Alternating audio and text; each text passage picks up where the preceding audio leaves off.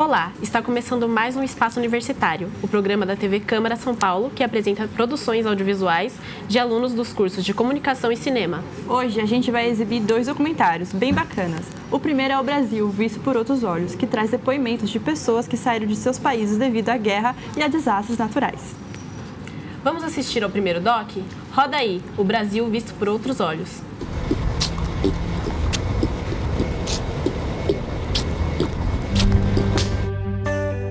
Mataram minha família toda em guerra civil.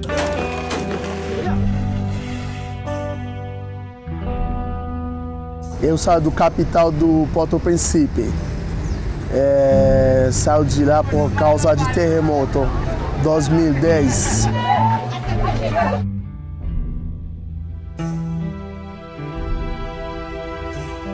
Eu fugi da Síria a causa da guerra. Eu vim da Angola, né? Vim estudar o Brasil.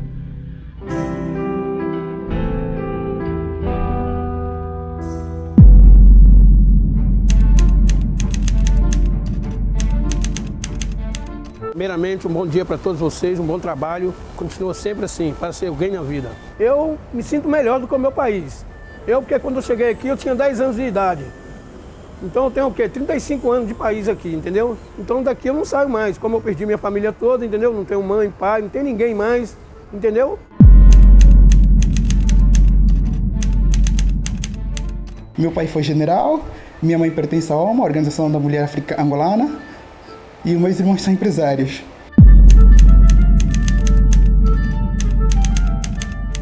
Todo mundo fala, você é sírio, então você não vai te tirar visto. O Brasil também.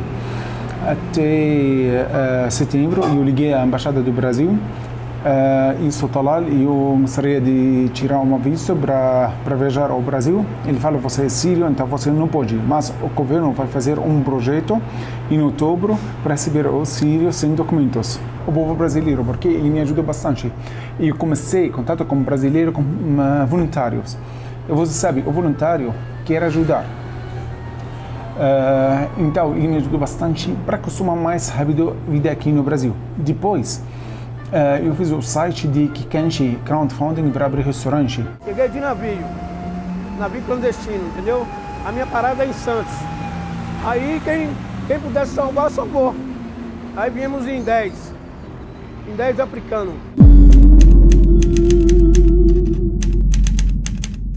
Os brasileiros pensam que os haitianos são pessoas que vêm aqui no Brasil para trabalhar na construção, na faxineira, não tem capacidade. Eles pensam que os haitianos não têm capacidade intelectual. Pontos positivos, a gente acolhedora, independente, entre aspas, né? Porque há um fator muito, como é que eu posso dizer, muito triste, né? Que mesmo dentro da academia, que eu me refiro com faculdades, universidades, né? Ainda há um preconceito muito enorme pela questão racial, né? Professores que não enxergam as pessoas como pessoas, né? Alunos que não enxergam as pessoas como pessoas, né? Pensam que todo mundo que está cá, né? Vem para tirar emprego, roubar emprego deles, né? Mas a questão não é isso. A questão que trouxe-me cá ao Brasil é mesmo qualificação, né? Eu não contava que o Brasil, sendo um país de expressão portuguesa, né? Colonizado pela colônia portuguesa, com um país com uma descendência de africanos, né? Encontraria gente que não tem maturidade suficiente, né? Nem discernimento, né? Deixei o meu conforto, o número de conforto que eu tenho agora para vir para cá, né?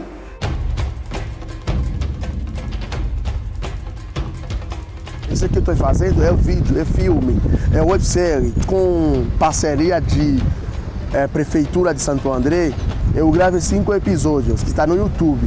Tem um episódio que já tem 5.000 visualizações, que eu fiz, chama A Chegada. Com a Prefeitura de Barueri também, eu gravei outro filme que é Na Carne.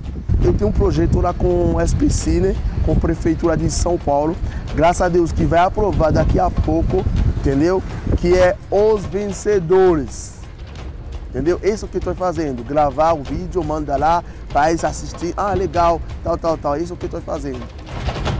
Pobre é discriminado em qualquer lugar, principalmente as pessoas que moram na rua é discriminado.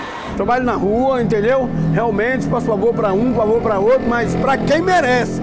Para quem não merece, não tem chance, porque tem pessoas que acham que a gente bebe só de comida, e quem bebe de comida é porco. essa crise para mim é costume, porque na Síria sempre crise. Então, como eu falei com você, e não só eu, os sírios em geral, não tenho uma ideia sobre o Brasil, como funciona. Você fala sobre idioma, mas para mim não consigo antes de idioma ou depois de idioma. Um ano atrás, ele me considera muito bem, sabe? Eu trabalhava só 8 horas, né?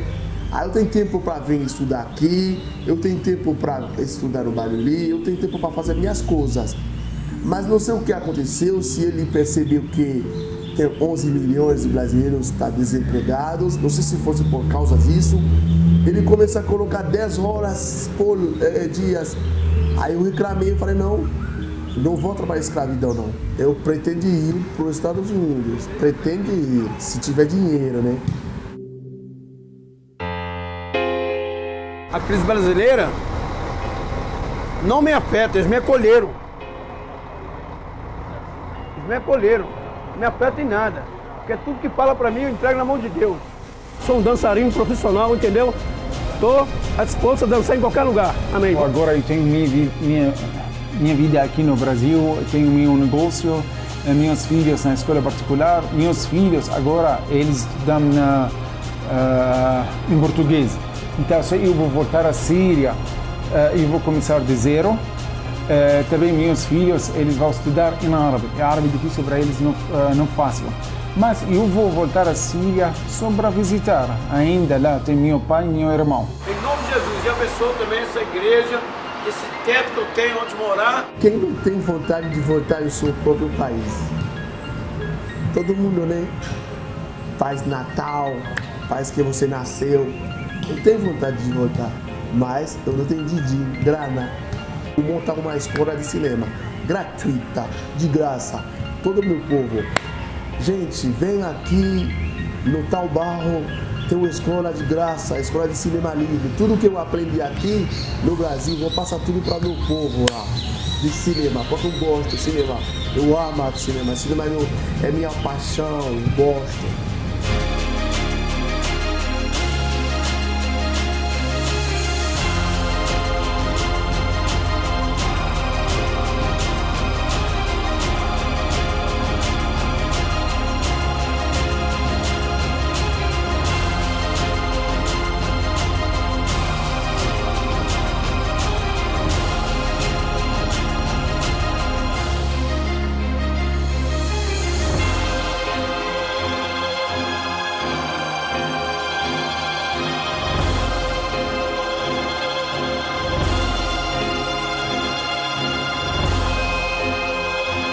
Estamos aqui com as jornalistas Gabriela Guimarães e Yasmin Rodrigues, formadas pela Universidade Metodista de São Paulo, que produziram o doc que acabamos de assistir.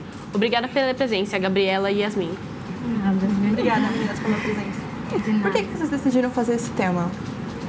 Bem, a princípio ele é um dos braços do nosso projeto principal que tratava a desglobalização. Então a gente quis mostrar como os imigrantes eram tratados no Brasil e como eles movimentavam ou não movimentavam a economia. E foi difícil encontrar muitas fontes para esse documentário? Eu acredito que esse foi o nosso maior desafio, porque a gente tinha que encontrar pessoas que se adequavam ao nosso tema. Então a gente procurou muito com as prefeituras, que tinham sempre organizações que ajudavam esse pessoal. Então, mas eles nunca queriam dar entrevista, então sempre foi muito difícil para a gente achar todo esse pessoal. Tanto que um deles, o Billy, a gente encontrou andando na rua. Legal. E aí a gente entrevistou ele, perguntou se ele gostaria de participar, ele aceitou e ele está no documentário. Foi um dos mais difíceis, né? Porque ele é morador de rua. Então a gente foi atrás dele no dia da gravação e a gente rodou até encontrar ele. E como foi o passo a passo dessa produção? Vocês marcaram quantos encontros com os personagens até conseguirem produzir o documentário? A gente não chegou a marcar encontro antes da entrevista. A gente marcava, a gente vai entrevistar dia tal, a gente pode ir, a gente vai levar o equipamento e eles aceitaram. Então a gente já ia com o equipamento, já entrevistava eles e aí depois a gente só fazia a edição. Cada personagem foi um encontro só, né, pra gente fazer entrevistas. O Pierre. Que foram duas. Pierre, o restante foi uma uma entrevista só. Foi matando tudo em uma semana e meia a gente fez todas as entrevistas. E essas pessoas que vocês entrevistaram, como que eles falaram aqui sobre a recepção dos brasileiros? Bom, o Pierre, ele reclamou porque ele diz que o brasileiro espera que o haitiano venha para o Brasil e seja pedreiro. Ele falou que as pessoas não esperam que um haitiano tenha inteligência ou capacidade para fazer alguma coisa que não seja braçal. Então ele reclamou muito dessa parte em relação a esse preconceito que o brasileiro tem, que eles não têm a capacidade para fazer alguma coisa. Mas aí a gente também tem um outro lado, né, que é a questão do Billy e do Talal. Que o Billy veio por conta da guerra na Somália e o Talal também por conta da guerra na Síria. E eles foram bem recebidos, entre aspas. O Talal teve sucesso porque ele abriu um restaurante sírio e tudo mais. Já o Billy não, ele é morador de rua, mas o pessoal do comércio ali em volta, onde ele vive, trata ele super bem. Então ele considera o Brasil tipo, o melhor lugar do mundo, né? Porque foi onde ele foi recebido. O Luiz também reclamou, ele disse que ele veio para o Brasil para estudar, ele perdeu o conforto da casa dele na Angola e veio para estudar e ele recebeu muito preconceito pela questão racial. Ele falou que não esperava isso, porque tinha tido muita imigração africana para o Brasil, então ele achava que as pessoas eram maduras suficientes para saber que não tem diferença. Sim, e também ele falou que sofreu muito preconceito na universidade, porque ele veio para estudar. Veio para estudar. A gente escuta bastante comentários de brasileiros que acham que os imigrantes vêm aqui para roubar os empregos deles, né? O que vocês acham sobre esse assunto? Bem, é um assunto bem polêmico, né? Porque o Brasil não anda numa situação boa para gerar emprego. Como o Luiz falou, ele falou assim, eu vim só para estudar. Eu não vim para fazer outra coisa, eu vim aqui para ter conhecimento e mesmo assim me julgaram falando que eu vim até o Brasil para roubar emprego. Mas muitas das vezes eles não querem roubar um emprego, eles só querem um lugar para ter segurança. Sim. Então tem esse lado também, né? A questão humana da pessoa. A pessoa está sofrendo, ela só quer um teto para ela dormir. E algum personagem relatou isso para vocês? O Luiz falou sobre a questão. E o Pierre também falou que para ele foi muito difícil conseguir trabalho e muitas vezes ele tentou pesquisar lugares que ele podia ser. Ele era também jornalista. Ele pesquisou para trabalhar como jornalista, mas ele não conseguia porque não reconheciam o diploma dele aqui. Então ele teve que ir na prefeitura, pedir reconhecimento, isso demora muito tempo. Então para ele também foi bem difícil conseguir um emprego. E aí, quando ele conseguiu trabalhar, ele estava num emprego normal, CLT, trabalhando 8 horas, e em um determinado momento desse trabalho dele, o chefe falou assim, não, você vai ter que trabalhar 10 horas para mim por dia. Ele não recebia a mais por isso. Então aí ele já falou assim, não, aí já passou do limite. Hoje ele trabalha com uma rádio comunitária, continua fazendo os talk webs dele, né, que ele faz em parceria com a Prefeitura de Santo André, e tá tocando a vida. E muitos não trabalham na área, né? Não. Vocês têm contato com eles ainda ou não? Como que você sabe? O Talal, ele era engenheiro na Síria e aí aqui no Brasil, como não reconheceram o diploma dele, ele abriu um restaurante. Então ele fazia as comidas que ele tinha lá e aí aqui fica diferente, né? Então, o pessoal gosta. Mas ele não conseguiu ter o reconhecimento do estudo dele.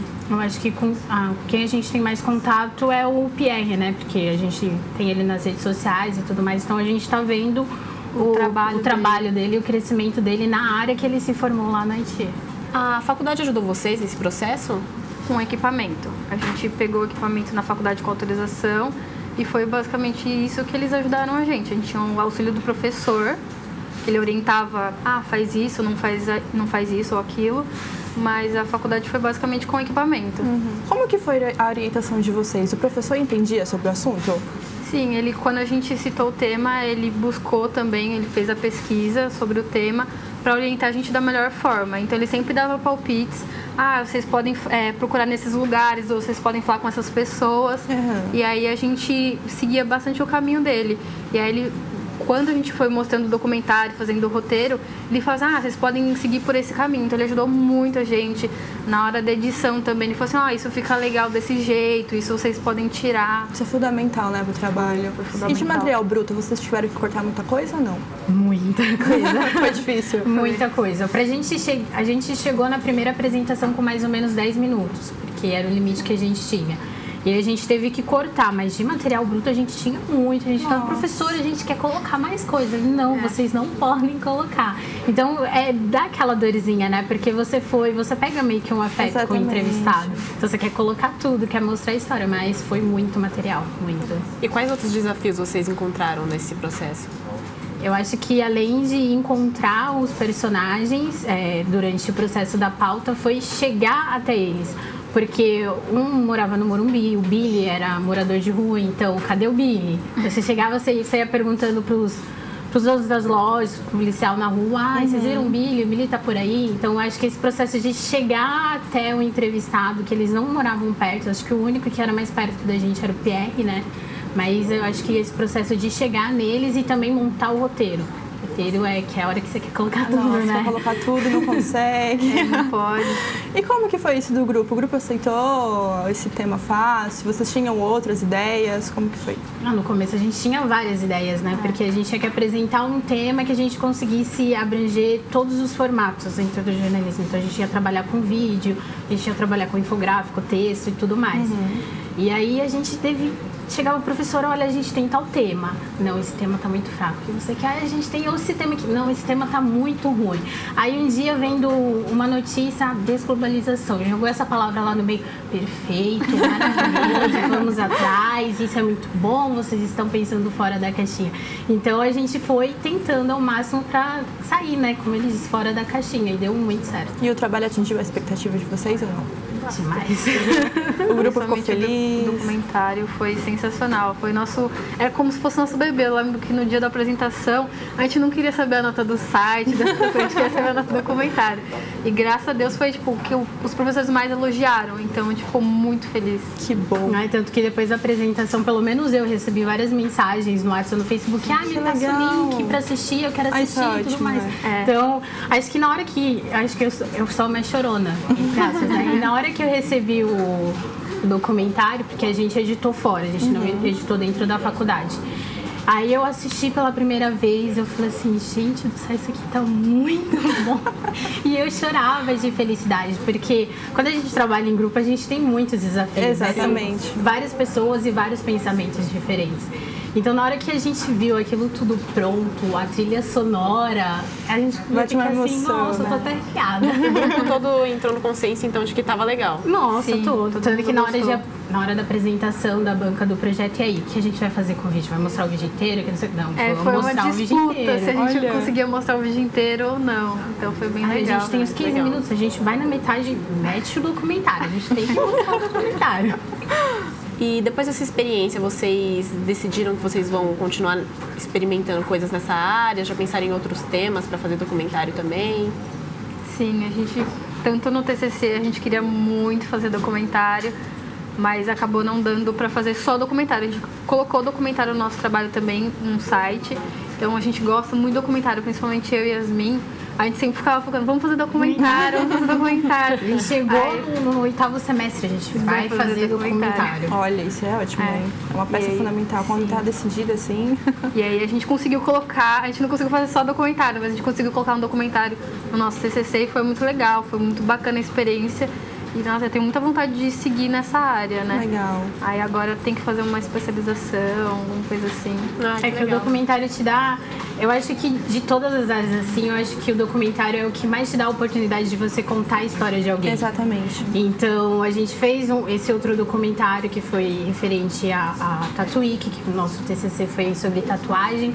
E a gente pôde mostrar histórias de várias pessoas, tipo, de pessoas que fazem tatuagem porque querem expor a sua ideia, ou pessoas que querem lembrar de uma pessoa que se foi. Então, tipo, eu acho que o documentário é o que firma mais a história das pessoas do que qualquer outra mídia dentro do jornalismo. Legal. Meninas, quero agradecer a presença de vocês aqui no Espaço Universitário. Muito obrigada. Vocês querem deixar algum contato? Claro. Qual que é o seu e-mail? O meu e-mail é guimarães.gabriela, tem um A depois, @gmail.com. E o seu, Yasmin? E o meu é yasminrodrigues.yr@gmail.com.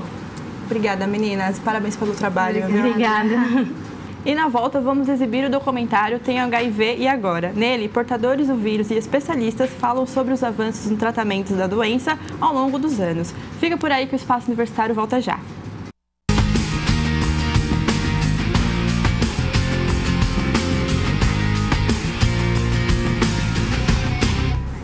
Estamos de volta com o Espaço Universitário e neste bloco vamos exibir o doc Tenho HIV e Agora, também produzido por alunos da Universidade Metodista de São Paulo. O doc conta com relatos de portadores do vírus e também depoimentos de especialistas. Roda aí!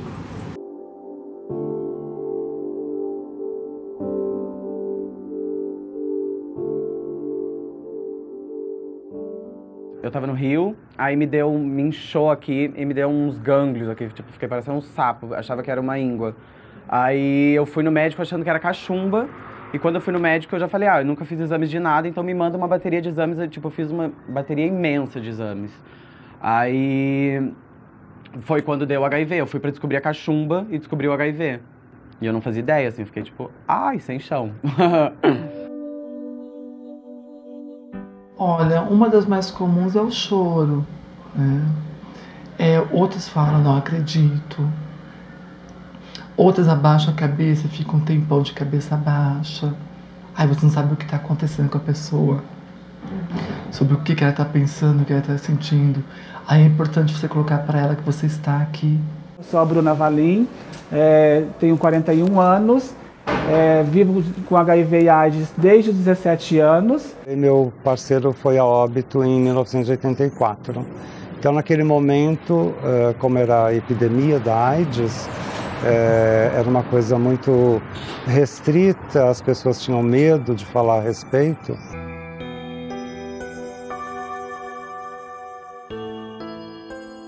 Eu trabalho já desde o primeiro caso do Emílio Ribas. Eu atendi, eu era residente naquela época, era um caso que tinha voltado dos Estados Unidos, um rapaz, um cabeleireiro, que entrou com um diagnóstico de febre tifoide. Só que não era um caso típico de febre tifoide. E nós atendemos, na época não existia ainda sorologia para o vírus HIV, não tinha nenhum caso descrito no Brasil de AIDS, e ele foi tratado com antibióticos. E no meio do caminho ele evoluiu com um quadro de insuficiência, uma pneumonia, uma insuficiência respiratória, foi para a UTI com um quadro de pneumonia e faleceu.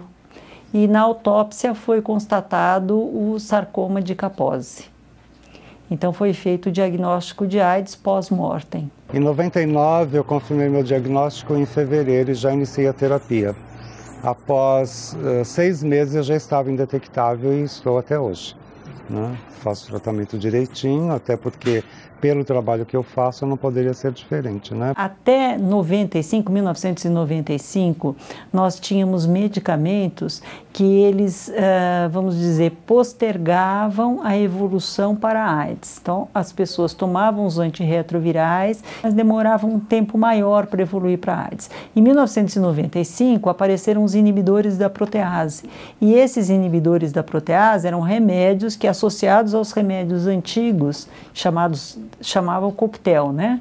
Esse coquetel, ele realmente conseguia deixar a carga viral, quer dizer, a quantidade de vírus que a pessoa tinha no sangue, de forma indetectável e indetectável de forma sustentada. Antes eu pegava o remédio todo mês, tipo mensalmente, daí mensalmente você tem que sair de casa, ir até o posto, ficar na fila, pegar o remédio, porque é tudo de graça, o SUS dá.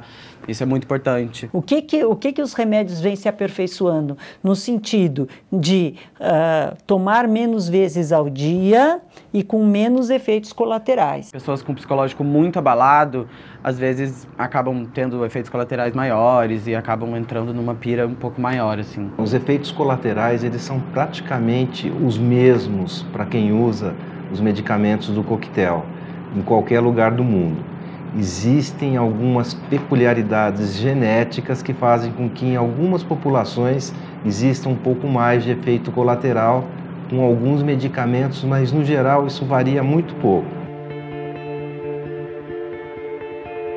Tem lugares fora do Brasil que já tem a vacina, que você toma só de 2 em 2 meses, não precisa tomar o remédio todo dia. Aqui no Brasil a gente já está com 3 em 1, que são três remédios em um comprimido só. A gente espera que no começo de 2017 a gente já tenha os medicamentos inibidores de integrase para início de tratamento, e aí a gente fica exatamente no mesmo patamar das diretrizes da América do Norte e Europa Ocidental.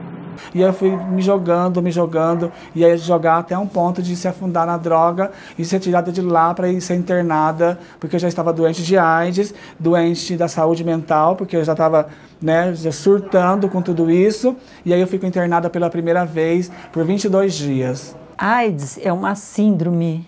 AIDS é quando as defesas dele já caíram e ele começa a ter uma série de infecções oportunistas. Isso é AIDS. A pessoa que vive com HIV é até aquele momento onde o sistema imune não caiu ainda. Então é o começo da infecção. Então ele se infectou, mas ele ainda está com a imunidade boa. Essa é aquela pessoa vivendo com HIV. No ano de 99, esse meu parceiro morreu de AIDS, né, em várias decorrências da sua saúde integral. E aí eu entrei por alguns outros caminhos que eu não tinha esses caminhos como objetivo. Depois que você começa a ver que é tudo, sabe, um grande tabu, aí você começa, tipo, falar, então beleza, então eu posso continuar, então nananã. E é só continuar, é bem o que eu falo nos meus vídeos, você tem que continuar, depois que você descobre, tendo cuidado que você já devia ter tido antes. Que é usar camisinha, usar camisinha, usar camisinha. Hoje em dia ela pode ter filhos, porque antigamente a pessoa era totalmente diferente, a pessoa não podia ter filhos, a pessoa tinha...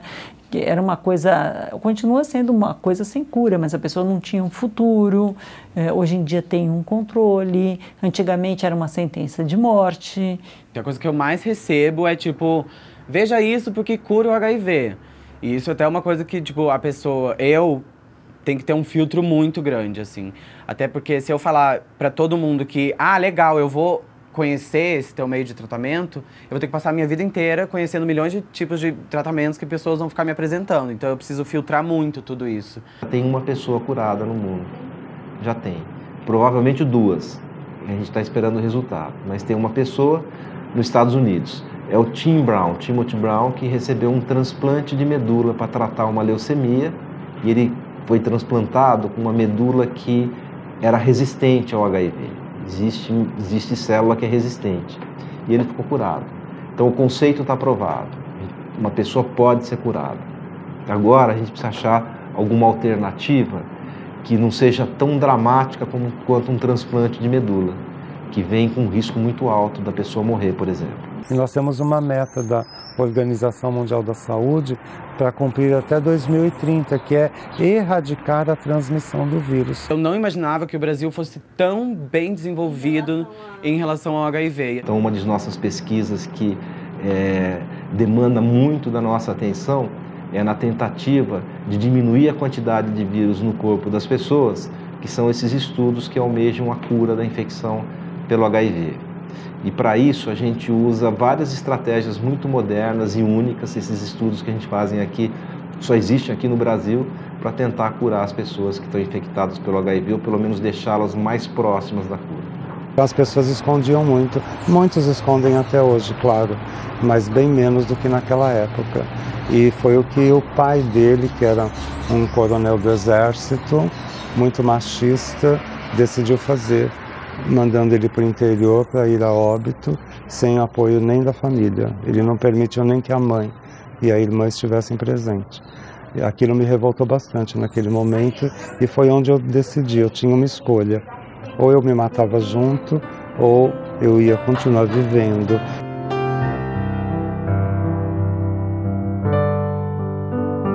Você pegar a pesquisa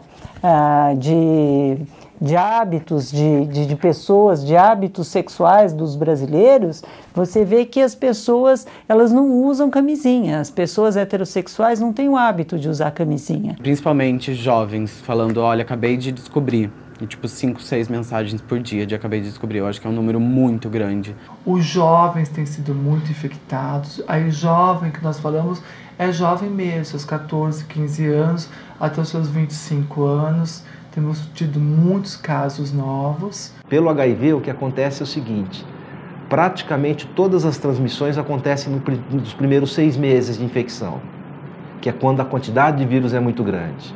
Então, se você tem gente entrando na atividade sexual e que não tem o HIV, ou seja, muita gente que a gente chama de suscetível, e você começa a ter infecções, um vai passar para o outro, é o momento que a epidemia começa a subir.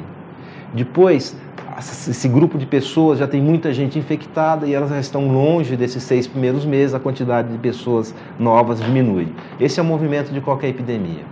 O ano passado, nessa época do ano, a gente tinha um monte de casos de infecção por Zika e esse ano a gente não tem, porque esse é um movimento de uma epidemia normalmente.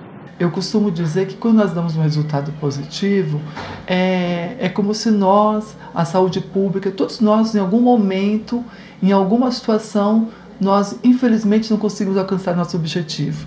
Em algum momento nós falhamos e mais uma pessoa foi infectada, né? Por causa de todo o processo social, todo o processo de saúde pública, que todos nós, cidadãos e profissionais, temos nossa participação. Hoje em dia, o moleque chega aqui, ele fala assim, eu fui diagnosticado e me mandaram vir aqui. E aí, como é que tá pra você isso? De boa, tem remédio, né?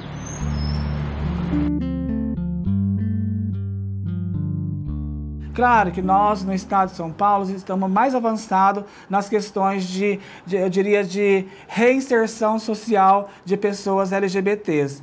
Mas falando de pessoas vivendo com AIDS, você vai ver poucas pessoas dizendo que tem AIDS no nosso estado. Quando eu abri isso para um programa de TV, eu tive as costas de muitas pessoas que eu ainda tinha como amigo. Isso não era muito longe, né? Foi em 2013. Então eu acho assim, nós precisamos trabalhar e muito ainda na questão da divulgação da informação, da multiplicação dessa informação para que as pessoas tenham plena consciência. Existe todo um trabalho nos programas de DST-AIDS, hepatites virais, a nível da testagem, do fique sabendo. É muito importante que a pessoa faça o teste. Nós temos muitas pessoas que são positivas, mas nunca fizeram o teste. Pensar que campanhas devem ser feitas o ano todo, isso tem que acontecer, a gente não pode só falar disso no Dia Mundial da AIDS e antes do Carnaval. E para as pessoas, eu acho que falar sobre o assunto, porque as pessoas têm medo até de falar, sabe, sobre HIV. Sites oficiais, tem o site do Ministério, que eu acho um bom site, porque tem para leigo e tem para profissional de saúde, que é o www.aids.gov.br, eu acho um bom site. Tem um monte de perguntas e respostas, então se informe por sites oficiais e se intere sobre o que é HIV. Eu acho importante, a primeira coisa, a pessoa tem que, porque a pessoa fica assustada. Então a gente só fica assustado daquilo e sente medo daquilo que a pessoa não conhece. Eu descobri há muito tempo atrás, você descobriu agora. Procure seu médico, use, teste, trate, adquira todas as medicações que são importantes para a sua qualidade de vida. Não acabou, apenas começou, é apenas um aprendizado. Para quem acabou de descobrir um diagnóstico, o mundo não acabou, muito pelo contrário. Você vai continuar transitando neste mundo com um novo olhar. Então se empodere deste novo olhar, mas viva. Tenha calma. Sua vida não vai acabar, você vai continuar transando, não se apavora, faz tudo direitinho para que você consiga passar por isso o mais naturalmente e mais tranquilamente possível.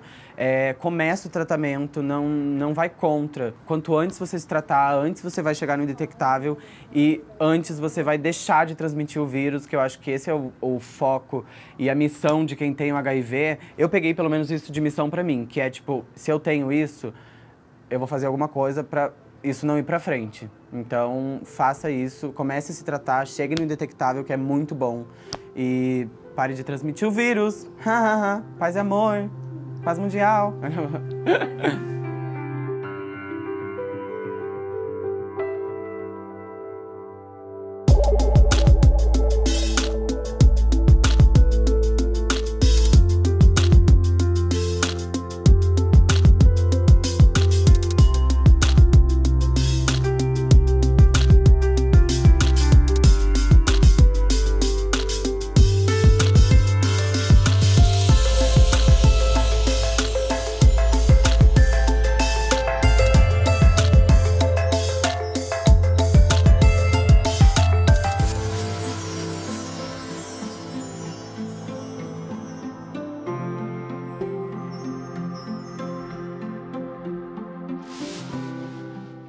Estamos aqui com a jornalista Beatriz Moraes, que produziu o documentário que assistimos agora há pouco.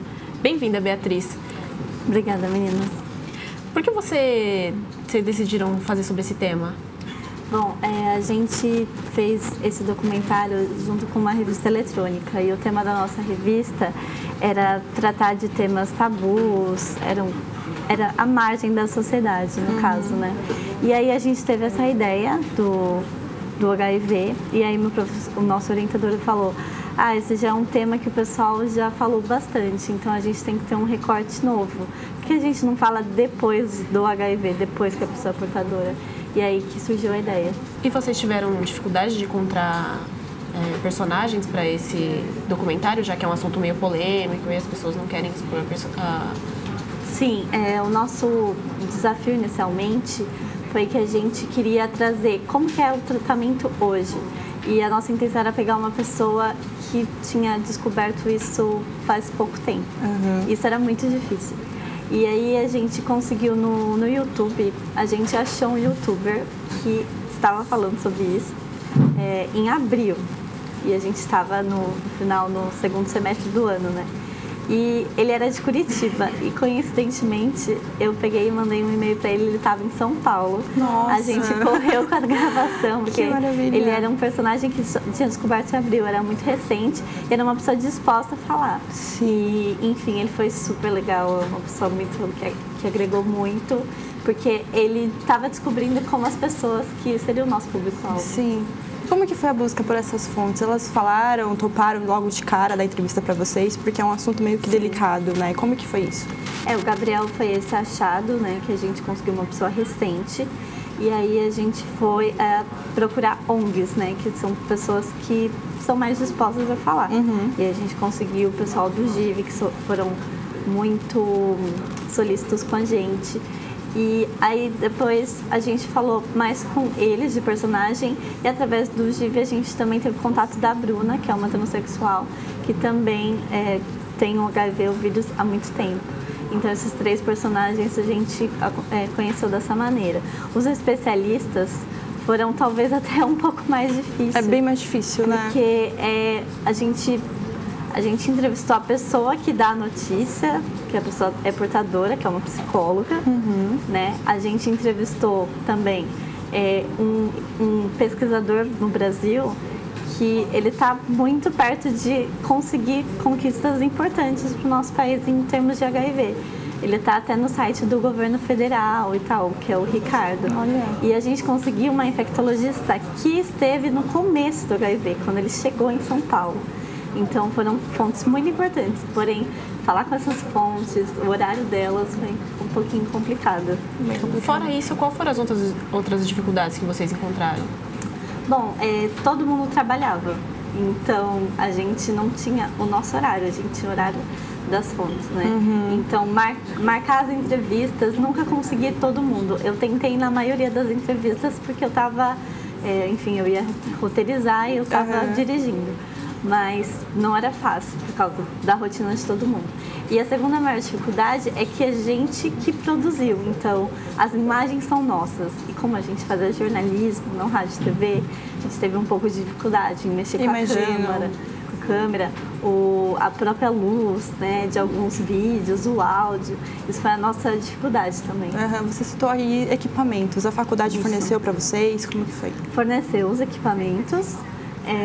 E aí, enfim, a gente utilizou, assim, não tão bem talvez, mas a gente conseguiu, a gente teve algumas aulas básicas, né, de como utilizar, e aí a gente conseguiu ultrapassar essa dificuldade, mas eles deram sim. E vocês terceirizaram alguma parte do trabalho? Como foi? A gente pensou em terceirizar a edição, mas a faculdade também disponibilizava um certo número de horas para a gente editar. Legal. Inicialmente ele ia ser mais curto, né? Ele tem quase 15 minutos, ele ia ter que ter uns 7. Porém, junto com o nosso orientador, a gente viu que não dava o que cortar, porque ia faltar informação, e é um tema muito sério, né? Então a gente não pode tirar uma informação ali. Então a gente resolveu fazer isso. Aí a gente utilizou nossas horas e no final de semana a faculdade também tinha, e a gente teve que reservar mais por causa também porque durante a edição a gente tinha coisa para fazer ainda, tinha coisa para filmar, então foi essa dificuldade, mas a gente conseguiu. E quais as dicas que você dá, assim, para quem está começando a fazer um documentário para o TCC? Eu acho que a primeira coisa que você tem que fazer é planejamento. Quanto tempo vai demorar? Quem que eu vou ter, assim, qual o prazo que eu tenho? Primeiro você tem que ver isso, depois quais vão ser as fontes que eu vou estar entrevistando, ir atrás dessas fontes, se possível ter uma pré-entrevista, porque às vezes o especialista é muito bom, porém ele não fala bem, e um documentário isso é essencial. Então eu acho que tem que analisar bastante isso. E personagem, eu acho que a alma do documentário é ter personagens interessantes, sabe? Então, isso é fundamental, né? Fundamental. Obrigada pela sua presença aqui no Espaço Universitário. Você quer deixar algum contato? Sim, o meu e-mail para contato é beatrizmariamoraes, @hotmail.com. E o Espaço Universitário de hoje está terminando. E se você quer que o seu documentário seja exibido aqui, envie um e-mail pra gente. Isso mesmo, e não se esqueça de curtir a nossa página no Facebook, é facebook.com/espacouniversitariosp. Tchau! Tchau!